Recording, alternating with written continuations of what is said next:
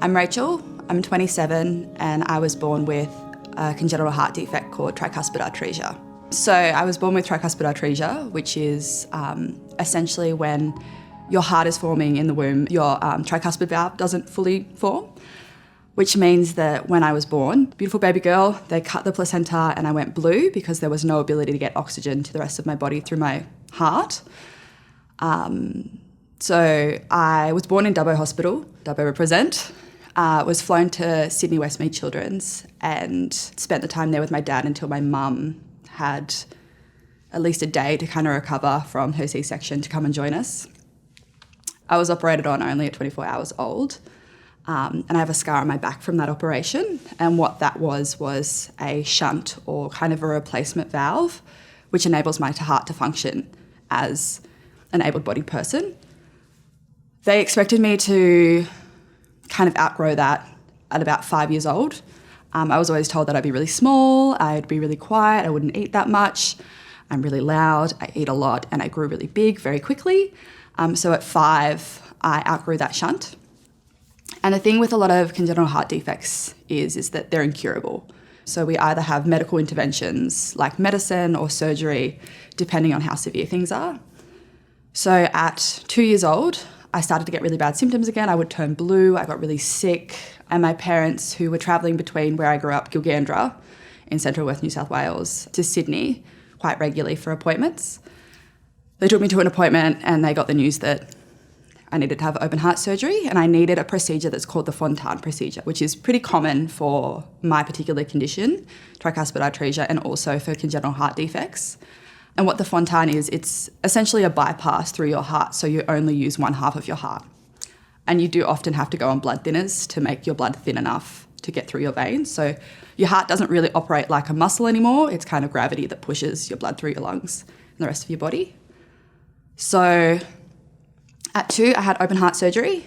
I have a sternotomy scar, so a zipper scar from that surgery. My parents were told that it was a 50% chance of survival, which, I can only imagine being a parent in that situation. They asked about the outcomes, what life would look like, and the general gist was, if she doesn't have this surgery, she doesn't get to have a life.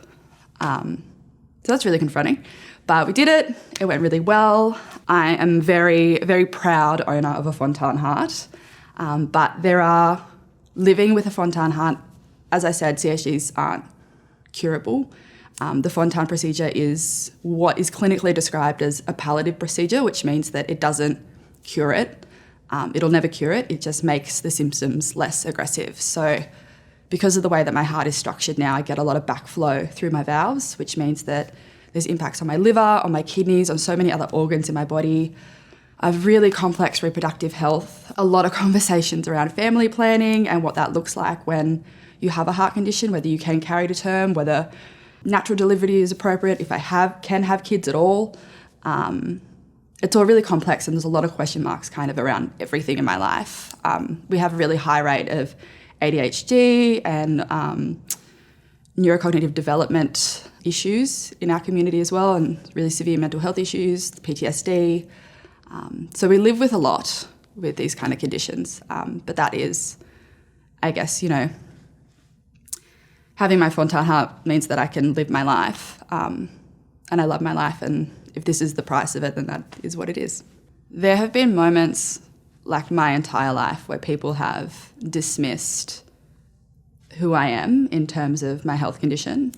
And I think I learnt pretty early on that this was something that was never going to change. This was something that I didn't have any control over, and I could be upset about it, or I could know that it was part of who I am and I have to show up for that part of who I am as I would any other part of myself.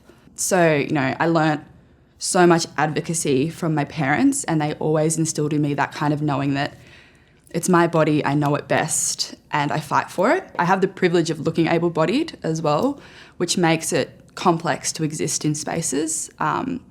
and ask for help and ask for supports that I may need or ask for appropriate resourcing as what I may need. There's been doctors who have claimed that issues that I have experienced are about my weight, or I've had doctors put me on contraception that thickens my blood, so actually counteracted my heart medication. And I was on that for so long and nobody told me. I've sat in doctors' offices where they have spoken to me, and then as I'm trying to talk to them about the issues that I'm having, they're Googling my heart condition. So it's been a really difficult battle for me to advocate for myself in a clinical setting when that is the setting that I've grown up in. I've grown up around clinical conversations that are in the deficit about who I am and what I can do with my life, and the abilities that I have that have very much from the moment that I was born have told me that I'm not going to be enough or do enough. And I have made sure that by looking after myself, by advocating for myself and learning all of that from my parents, that there is often a fine line between taking a doctor's advice as gospel and knowing my body and knowing what is right for me, and making sure that wherever I land in that, I'm comfortable with it. So it's been a big journey. It's been huge, and I'm still working on it. I'll work on it forever. Nobody gets perfect at this, Healthcare is a human right, irrelevant of your gender. It is a human right to have accessible, safe healthcare. And that includes holistic care. It includes the acknowledgement of the mental impacts that it takes to advocate for yourself and navigate the healthcare system. It isn't a kind system. At times it can be really empowering and really incredible, but I think, you talk to any single woman ever and she would tell you about a time that she's been told that her pain wasn't real, or that her condition wasn't severe enough, or that literally anything. You take any one of those kind of sayings, and it's a horrible feeling. It's a horrible feeling to go to someone vulnerably and to be like, this is what's happening with my body, this is what I need. And to be told that I'm actually not going to listen to you. I'm actually not going to take you seriously. And I'm going to look at the knowledge that I have from a textbook, from my university degree, and tell you probably one of the easiest answers instead of supporting you. And I've been really lucky in my life to make sure that, and I say lucky, but it's trial by fire. I've gone to some shit doctors, but I've gone again and again and again to different ones until I find a good one. It shouldn't be like that though. I think that's kind of the conversation that everybody has around, you've got to build your healthcare team. And it's like, well, it's so expensive to see a specialist in the first instance. It's so hard to get a referral. If you go to a bad one, the cost financially, physically, mentally of finding a good one is too hard. And it knocks you down. I think the biggest thing is if any woman is sitting in a doctor's chair and she is dismissed or gaslit or told that what she's saying isn't legitimate, if she feels like that is painful and hurtful and she feels sad, as she should, because that's what it's designed to make you feel. So I think in terms of the conversation around women's health, everything that we have got now has built off the back of advocates that have worked in this space for so long and women that have fought for us for so long from so many different communities, from so many different backgrounds. And we've just got to keep fighting. And it's unfortunate that we do. It would be beautiful if we could just have equitable healthcare, but we don't. So the conversation is mounting, the pressure is rising. But when it comes to you in the doctor's chair, you know your body best and fight for it.